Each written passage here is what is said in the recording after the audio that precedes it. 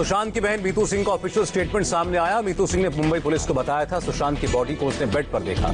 मीतू ने 8 जून से 14 जून की एक बात मुंबई पुलिस को बताई। कहा सिद्धार्थ ने फोन करके खुदकुशी की जानकारी दी। सुशांत की दूसरी बहन प्रियंका का बड़ा बयान। 2013 में भी सुशांत लो फील कर रहे थे। 2013 में सुशांत अंधेरी में मनोचिकित्सक से मिले, डॉक्टर से मिलने के बाद ठीक हो गए थे। प्रियंका ने कहा 2013 से 2019 तक सुशांत बिल्कुल ठीक रहे। नवंबर 2019 में सुशांत ने दोबारा लो फील करने की बात कही। नवंबर 2019 में सुशांत ने इलाज शुरू किया। सुशांत ने मुंबई के डॉक्टर करसी चावड़ा से दवा ली। मार्च 2020 में लॉकडाउन लगा। सुशांत ठीक नहीं थे, किताबें पढ़ते थे, योग और मेडिटेशन करते थे। प्रियंका ने कहा मौत से 10 दिन पहले सुशांत से फोन पर बात हुई थी। सुशांत लो फील कर रहे थे। सुशांत के पिता के वकील विकास सिंह का बयान। कहा परिवार के खिलाफ दुष्प्रचार हो रहा है। विकास सिंह ने कहा रिया के आने के बाद सुशांत की मानसिक हालत बिगड़ी। विकास सिंह ने पिता की सहमति के बिना सुशांत पर फिल्म न बनाने की बात कही। रिया के भाई शौविक को एनसीबी ने अब तक नहीं किया जारी समन। सैमुअल मिरांडा को भी नहीं भेजा समन। सबूत इकट्ठा करने में जुटी एनसीबी। ड्रग चार्ट को लेकर फिलहाल 4 लोग गिरफ्तार, जांच जारी। बासित और जैद से पूछताछ में ड्रग सप्लाई और डिलीवरी चेन के बारे में एनसीबी को जानकारी मिली। ड्रग केस में एनसीबी के शिकंजे में शौविक का दोस्त बासित को हिरासत में लेकर पूछताछ। ड्रग रैकेट में जैद बिलात्रा गिरफ्तार। 10 लाख रुपए, $2000 और 180 ब्रिटिश पाउंड जब्त। ड्रग्स मामले में जैद बिलात्रा ने खोले राज। बताया कामयाब होने के लिए शुरू किया ड्रग्स का कारोबार। सुशांत केस में डीआरडीओ गेस्ट हाउस में आज भी पूछताछ। 6 लोगों ने सीबीआई से किए सवाल जवाब। सुशांत केस में आज भी रिया के माता पिता से पूछताछ। डीआरडीओ गेस्ट हाउस में सीबीआई से सवालों का सामना। वरुण माथुर से भी ईडी ने पूछताछ की। सुशांत सिंह के बिजनेस पार्टनर रहे। सुशांत ड्रग्स केस में गिरफ्तार फयाज अहमद कोरोना पॉजिटिव। न्यायिक हिरासत के दौरान जेल के अंदर ही क्वारंटीन रहेगा। केंद्र सरकार ने 118 चीनी ऐप बैन किए। सरकार ने कहा इन चीनी ऐप से भारत की संप्रभुता को खतरा। सरकार ने पबजी मोबाइल ऐप को बैन किया। Apis launcher, Apis turbo app पर भी प्रतिबंध। बाइडू और बाइडू एक्सप्रेस ऐप पर बैन लगा। चाइनीज ऐप फेस्यू पर भी रोक। भारत किसी भी सूरत में ब्लैक टॉप, रेंगचेंगला और हेलमेट टॉप से पीछे हटने को तैयार नहीं। भारतीय सेना ने कहा यह कदम चीन को डराने के लिए नहीं। भारतीय सेना ने 10 पॉइंट्स पर निगरानी बढ़ाई। सर्विलांस के जरिए चीन की तैनाती पर रखी जा रही है नजर। उत्तराखंड, हिमाचल और नेपाल से सटे बॉर्डर पर भी आईटीबीपी और एसएसबी की तैनाती को बढ़ाया गया। भूटान से सटी सीमा पर भी बढ़ाई गई संख्या। भारत और चीन के बीच ब्रिगेड कमांडर स्तर के तीसरे दौर की बातचीत खत्म। दोनों देशों के बीच तनाव कम करने की कोशिश। चीनी अतिक्रमण की कोशिश पर एमईए का बयान। वक्त पर की गई रक्षात्मक कार्रवाई की वजह से चीनियों को रोका गया। एलएसी पर चीन की हरकत पर अमेरिका की भी नजर। अमेरिकी विदेश मंत्री ने चीन के आक्रामक रुख को चिंताजनक बताया। रूस के 3 दिवसीय दौरे के लिए रवाना हुए रक्षा मंत्री एससीओ की रक्षा मंत्रियों की बैठक में हिस्सा लेंगे। संसद के मानसून सत्र में प्रश्नकाल और प्राइवेट मेंबर बिल नहीं होगा। शून्यकाल के बारे में सभापति लेंगे निर्णय।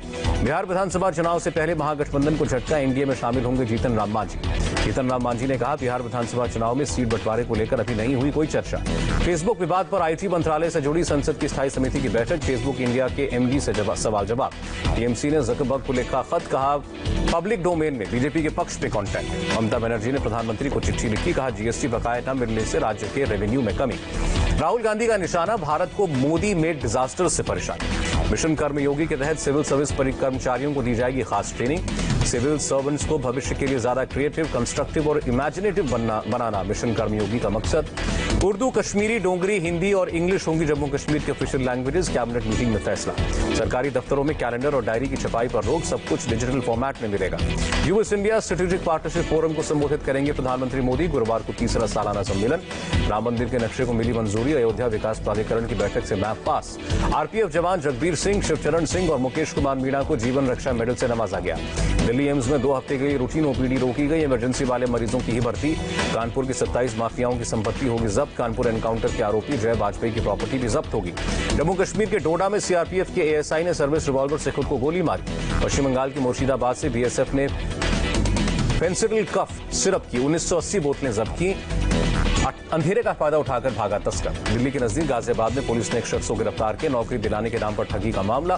गाजियाबाद की वसुंधरा में बनाया था कॉल सेंटर। कई मोबाइल, कंप्यूटर और सिम कार्ड्स बरामद। यूपी के कन्नौज में बीजेपी और सपा समर्थकों के बीच पथराव। सहकारी बैंक के अध्यक्ष पद चुनाव के दौरान हंगामा। कर्नाटक के कोलार में पुलिस ने 2,95,00,000 रुपए जब्त किए। कार के अंदर से मिले रुपए। कोरोना संकट के बीच आईआईटी जेईई की मेंस परीक्षा 6 सितंबर तक चलेगी। कोरोना प्रोटोकॉल का किया जा रहा है पालन।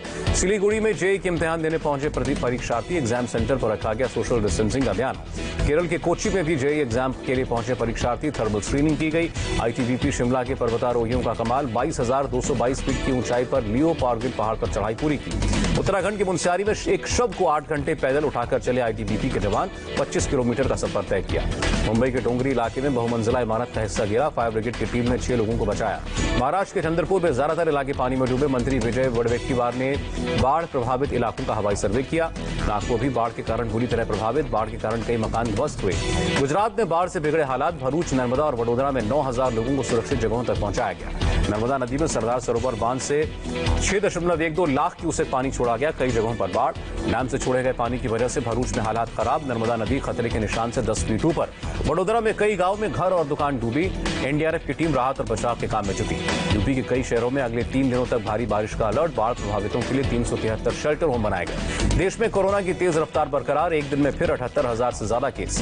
देश में कोरोना से 24 घंटे में 1,045 लोगों की जान गई। अब तक 66,333 लोगों की मौत। अब तक 4,43,00,000 से ज्यादा सैंपल्स के टेस्ट हुए। एक दिन में 10,12,000 से ज्यादा सैंपल लिए गए। कोरोना से मृत्यु दर घटकर 1.76% हुई। स्वास्थ्य मंत्रालय ने जानकारी दी।